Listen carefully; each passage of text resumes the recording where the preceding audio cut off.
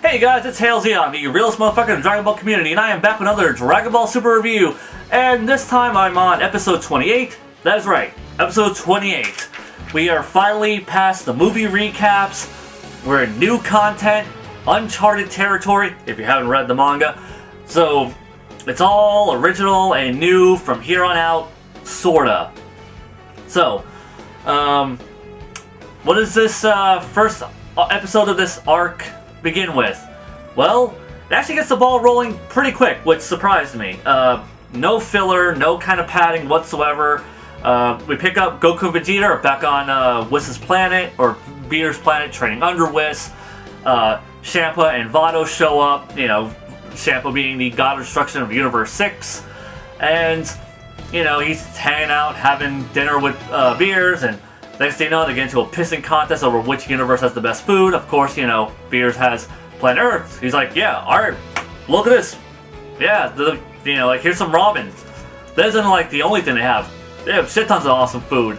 And Champa's just like, fuck. So, you know, they get into this little bitching match, and so Champa's just like, okay, well, you know, I should have a planet Earth too. Vados, look it up. And she's just like, yeah, our planet Earth, our Earthlings destroyed their planet. They're all extinct. Oh. Beers, let's have a tournament, and if I win, I'm gonna take your planet Earth. And he goes, fucking no. He goes, no, hold up. It's like, I got these things called Dragon Balls. And it's like, yeah, we got those too. It's like, no. See, like you have like little bitch Dragon Balls. I have like Super Dragon Balls. And like, you know, the original Dragon Balls. Their wishes have like, their wish power has like no limitations whatsoever. And he's like, alright, it's like, so if you win this tournament, you can have those. If I win this tournament, I get to use those to wish your planet Earth into my universe. And he's like, alright, fair enough. And Beers agrees, Goku and Vegeta agree. They're like, yeah, sure, let's do this. And that's pretty much the end of the episode right there. So, you know, right off the bat, you know, introduces our kind of antagonist for this arc. The framework for it, like, you know, what's going on, like the whole thing that's motivating this new plot. It gets a lot done, thankfully, and it doesn't really drag its feet. I honestly like this episode quite a bit. It's definitely like, it's not like a 4-star episode or like a 10 out of 10 episode, but it's good. It is very good. Like, you know, it like I said, it gets that ball rolling, which is something that you really needed to do. And I feel like, you know, they did this just because like they realized how bad they fucked up with like the last 2 arcs, and people were just like, oh, people are getting really fed up. Like, not only do we like adapt 2 movies that we just put out, but oh, we kind of like adapted them shittily. Get the new arc, go. So, yeah, it definitely feels like they're kind of, you know, no filler, no buffers, no nothing, just boom, arc, we're going. Don't stop, just keep going with this arc. Like I said, it's not bad, it's pretty damn good. First thing that I want to bring up that I liked is the intro. Like, you know, the intro is pretty much exactly the same as it was when it first started, except, you know, now, like, you know, when Goku does like the fighting stance, it flashes past him instead of it being Super Saiyan God, Super Saiyan God, Super Saiyan, which they started doing last arc, except now the Frieza bits are removed and put back with the original animations that were there. And in the very last scene, something I really dug was, in the last shot, Goku and Vegeta drop down, and they both go SSGSS.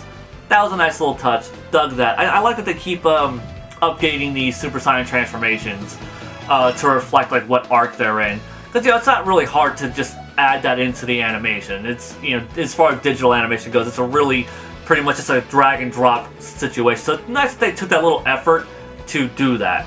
Another thing I liked is that they really do a good job of establishing all the new information. Like, yes, this is Champa.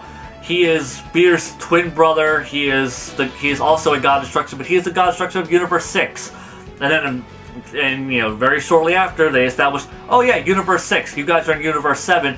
There's 12 universes, and then, like, you know, the twin universes are the ones that add up to 13. So, you know, 7 and 6, 8 and 5, you know, 1 and 12, 2 and 11, so on and so forth, you know. And, you know, they get, like, all of that stuff out of the way. They establish, like, what the Super Dragon Balls are, that the Namekians, that they pretty much, they exist in both universes, and, that the Namekians of his universe and the Namekians of the Universe 7 universe, you know, they shaved down the original, like, a part of the original Dragon Balls, these giant Dragon Balls, to create the giant-ass Dragon Balls that we see on Planet Namek. So, like, that's their set. So, they didn't even make their original set of Dragon Balls. They actually, you know, shaved off, like, parts. And it's kind of interesting that, like, you know, that they did that even though apparently their race has the ability to make them. But, you know, maybe they're going to establish later on that, you know, oh, well, they use that to like, as a basis to learn how to make Dragon Balls. Or maybe I'm just talking out of my ass. Either way, you know, it has, you know, at least, you know, they're kind of establishing this new lore with the Super Dragon Balls. Also, they established, you know, Vados and Whis are brother and sister. They established Champa is stronger than, or I'm sorry, Champa is weaker than Beerus, but he's still a god of destruction. He's still powerful as fuck. Also, that apparently two gods of destruction should never fight, because, like, once their ki starts clashing, it just starts disintegrating anything that it touches. Even, like, Goku and Vegeta are like, backing the fuck up. Whis and Vados are standing in it like there's nothing, because, you know, they're clearly more powerful than they are, but just, yeah, it's just like their aura just kind of radiates out and just disintegrates everything. Because I guess it's just, I'm not sure if it's supposed to get across that, like, yeah, these two characters are so fucking powerful that their aura does that, or very specifically, they are gods of destruction, and when their auras clash, it just destroys and just kind of corrupts and obliterates. Let's see. Yeah, so I liked all the stuff that they're establishing, the lore stuff. I just like how they just kind of paced everything out. I definitely kind of like that, you know, that the thing that's starting this whole tournament is just something as frivolous as, yeah, everybody's bitching food. It's a very Toriyama-esque thing to do, and, like, and I know I was bringing up in a previous video, like, why I'm not hyped about this arc, and I'm still not hyped, but I'm a little bit more interested from what I've been seeing from the Toyotaro manga. And I will say that, like, the thing that's got me thinking that, like, you know, this is, you know, to be more interested in it is, this seems, like, so dumb and absurd that, like, this feels like the setup for a much bigger arc. Like, I don't even think this tournament is going to even get finished. Because the way this tournament is setting up, it's the best of 5 rounds. Like, you know, like the first, you know, person to lose all their team members first loses. So, yeah. It's going to be a fairly short tournament. It's not even like a bracket thing. So it's going to be kind of like the Uranai Baba arc. So I don't see this tournament lasting very long. I don't even see this tournament ending, considering Manaka, I think his name is going to be the one who's going to be at the end of this tournament. And I don't see them ending it on him.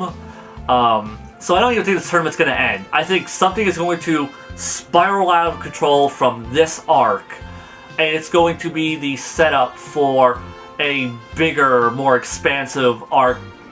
You know, something a bit more action-oriented. You know, something like, you know, where possibly the multiverse is in danger.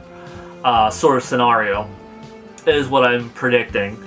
And most likely Gohan's going to have some sort of role in this, because apparently he's training again. But yeah, overall though, yeah, like, you know, this episode does a lot of things fairly well. There's a few things that I could nitpick about. First off, like, I always find it really annoying. This has always been like a Dragon Ball pet peeve of mine for later in the series. And that is that whenever characters are, like, lobbing energy attacks that are apparently so strong that our heroes feel the need to avoid them, like, you know, they'll hit the ground and just like, oh, it explodes. Like, it doesn't wipe out an entire planet. It just kind of, I'm like, okay. You know, like Goku and Vegeta are like, oh crap, like we're not gonna be careful, we're not careful, like Beerus gonna end up fucking killing us. And it's like, well, if these balls of energy are so powerful that they can just wipe you guys out, then like like why is Beerus' planet like still there? Like, why is it just creating like these little kind of like, shouldn't it just be like creating like these nuclear like explosive, like, you know, just huge radiuses of damage? But you know, nitpicks, like I said, that's always been a problem with Dragon Ball, like ever since like their powers started getting really high. Like, I would say post Frieza arc is when it really started becoming noticeable and bad. Another thing that kind of irked me was Shampoo's just like, yeah, I'm gonna make my cool entrance to Beerus' palace, and then like it hard cuts to him. He's just, and I guess it's supposed to be a joke, like, he's fat and he can't fucking walk very far. But it's like, this guy's a god of destruction. Like he's on Beerus' tier power. He should be able to get to Beerus' palace in just a second if he wanted to. Like, it's kind of dumb that they're walking. It's kind of dumb that he's getting exhausted. Like, I was immediately getting flashbacks to Dragon Ball GT when their ship gets taken and Goku finds that instantaneous movement can't work, and he's just like, oh man, we have to walk, and it just hard cuts them and they're in the desert. Just, oh my god, it's so hot. Oh my god, it's so shitty. I'm like, fucking fly! It would take you seconds to catch up to those guys who stole your ship or to get to the city. What the fuck are you doing? And I was it was the exact kind of situation, which was even worse, because like they were within eye shot of like the palace. Like they could see Beerus' big tree thing from where they were. It's like, there it is. You know, like, you know, Whis was able to see like where they crashed, so they weren't that far. So I'm just like, and they were like in the forest, in the shade. So I mean, like, you know, at least in Dragon Ball GT, it was like, oh well, you know, like they are establishing they are on a desert planet. And they had no water. It is horribly miserable. We see his fat ass like just sitting there drinking it up, and you know he's in the shade. He's just like, ugh. I'm like, that's even more pathetic. So yeah, that was really irksome, because like, I mean, like that was something that bothered me in GT, because that's like one of my, like, yeah, if you want to hear me like, you know, say something negative about GT, that was like one of those like, oh come on guys, like I know you need a reason for them, you know, to not, you know, get to the city immediately, but fuck, that was just stupid and contrived. And here, like, it was a contrivance for the sake of a joke, and the joke really falls flat if I'm just sitting there questioning the logic of the scene. But it was a short scene, so I'm not gonna, like, you know, rake it over the coals for it, even though it sounds like I am. Animation in this was fine. You know, it was, you know, standard for Super, like when, you know, that mid-tier Super animation. Not when it's like super good and not when it's like super bad, but just kind of that mid-tier. You know, like the fight with Champa and Whis was, or with Champa and Beerus was pretty bland, because it's just kind of them just standing at a table, and I think it was kind of supposed to be the point, the fact that they were having this very mundane fight that was kind of causing that much damage. But the one thing that really kind of irked me was how this artist draws Beerus' face.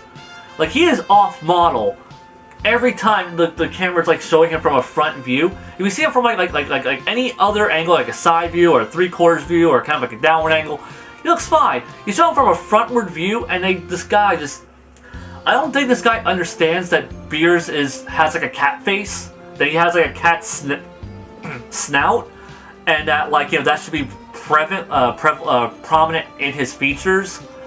So like he kind of draws him with this kind of more human-shaped head.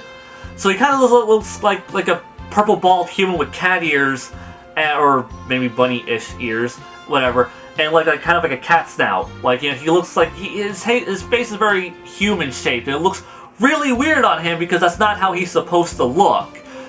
You know, like I was sitting like, because I've seen him look like that before, and every time I've seen him look like that in previous episodes, I was always like, God, he looks weird. What's weird about his face? And I had to go and like look up a screenshot and be like, that's it. That's what they fucked up. That's what's weird. His face is all human-y looking, and it shouldn't be that. Okay. That and like Goku and Vegeta's faces looked a little weird, specifically like their noses, and like I'm assuming that's just that artist style, and I'm fine with that. But Beer's face, but every time like that guy draws him from a front view, it's like, dude, like, you know, learn how to draw his cat-looking face. Stop making him look like a people. But yeah, anyhow, like I said, solid episode. Looking forward to the next one. Hopefully, it maintains this quality. Actually, I hope it keeps getting better, because, you know, like I said, like, it's a good episode. It's a solid episode. It is a good foundation for future episodes and storytelling. Whether it maintains this is strictly up to the writers and the animators and the producers and directors and how they execute the rest of this from here on out. But yeah, hopefully it just keeps getting better from here, and you won't have to hear me bitch about Dragon Ball Super for a while. But yeah, until next time, Zeon, out.